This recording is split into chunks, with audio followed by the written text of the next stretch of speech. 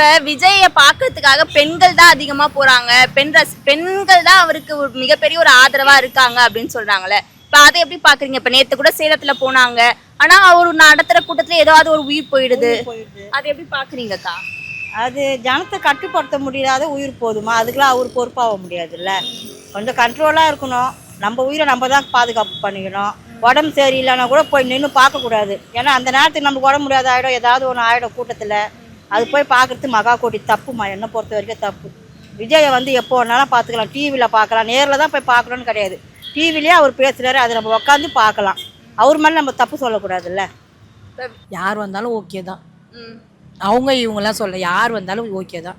யார் வந்தாலும் ஒன்றும் பண்ண போத்துற, நாங்கள் கஷ்டப்பட்டு சாப்பிட்றோம், புரியுதா? அவங்க கொடுக்க இவங்க கொடுக்குறதுனால உட்காந்து நாங்கள் கஷ்டப்பட்டு வீட்டு வேலை செஞ்சுட்டு, நான் வீட்டு வேலை செய்கிறேன், வீட்டு வேலையை முடிச்சுட்டு நான் பூ கடைக்கு வரேன். அதனால் வந்து நாங்கள் கஷ்டப்படுறோம். அவங்கவுங்க ஜெயிச்சா அவங்க கொடுக்க போகிறது ஒன்றும் கிடையாது.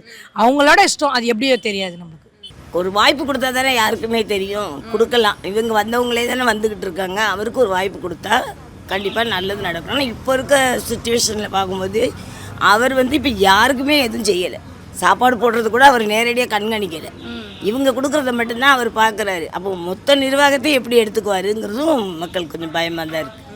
அவர் வெளியே வராத அளவுக்கு பண்ணிட்டு இருக்காங்க. அவங்க கட்சிக்காரங்க எங்கன்னா போய் ஓட்டு கேட்க போனால் கூட அவங்கள அடித்து அனுப்புகிறாங்க. இப்போ மயிலாப்பூரில் நடந்தது தெரியுங்களா? அவங்க கட்சிக்காரங்க போய் ஓட்டு கேட்க போனது, இந்த இதுவெல்லாம் கொடுக்க போனதுக்கு அதை அடித்து அனுப்பிச்சாங்க.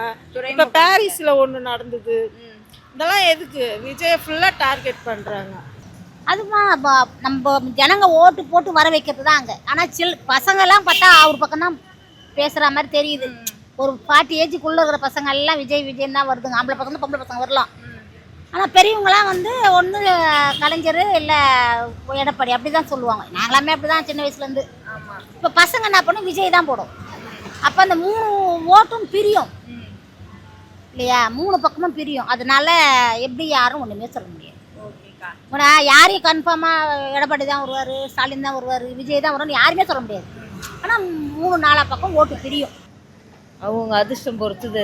அதிர்ஷ்டம் மக்கள் தானே தீர்மானிக்கணும் யார் வரணும். நான் ஒண்டி சொன்ன ஆகாதுல்ல, எவ்வளோ பேர் இருக்காங்க. ஆனா வந்து விஜய்க்கு ஆதரவு இளைஞர்கள் பெண்கள் தானே சொல்றாங்க. பெண்கள் தான், யார் வந்தாலும் அவங்க அதிர்ஷ்டம் தான்.